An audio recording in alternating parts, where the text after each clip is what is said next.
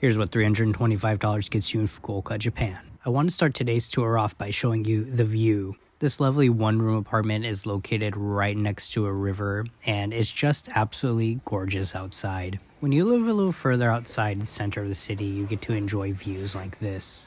Beautiful blue sky, relaxing river, and over here we even have mountains. From here to the closest train station, it'll take you about 10 minutes. The balcony's got a little bit of space. Put a little table out there and enjoy your coffee in the morning. Alright, let's look at what inside has to offer. Here we have what is the bedroom. Definitely not the largest space, but I think if you're a single person, it's workable. It's definitely bigger than the first apartment I had when I moved to Japan, but really these tiny spaces don't bother me at all. We got a little closet space here. Video doesn't really do it justice, but if you can see, I can fit all the way in here with some space too. As for the bedroom, a lot of people save space by using futon. Futon is the traditional sleeping mat here in Japan. Roll it out when you're ready to go to bed, and in the morning, put it away in the closet. Whereas frame beds will take up more space because, well, you can't really move them like that. The version of the futon we use in the West is quite different than what we do here in Japan. Pronunciation is different too. In the West, you often hear it as futon, and they're like a little couch that you can fold into a bed. So quite different than what we have here in Japan. We have a 2-burner stove here, a little fish grill, which is very nice and handy. A lot of these smaller apartments are aimed at single people, and here in Japan, the eating out culture is a lot different than, say, the United States. It's quite affordable to go eat out almost every night here. But yeah, this apartment will run you a monthly rent of 5万円. In other words, 50,000 yen a month. In Japan, the standard lease length is 2 years. And usually to break your lease, it's about 1 month's rent.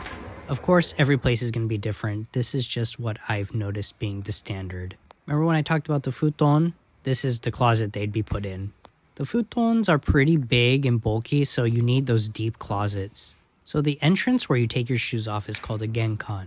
And usually there's a door dividing that area into the rest of the house. Traditionally, the genkan was treated as outside. So back in the day, it wasn't uncommon for, the postman or the neighbor to poke their head in the genkan door and yell and see if you're home.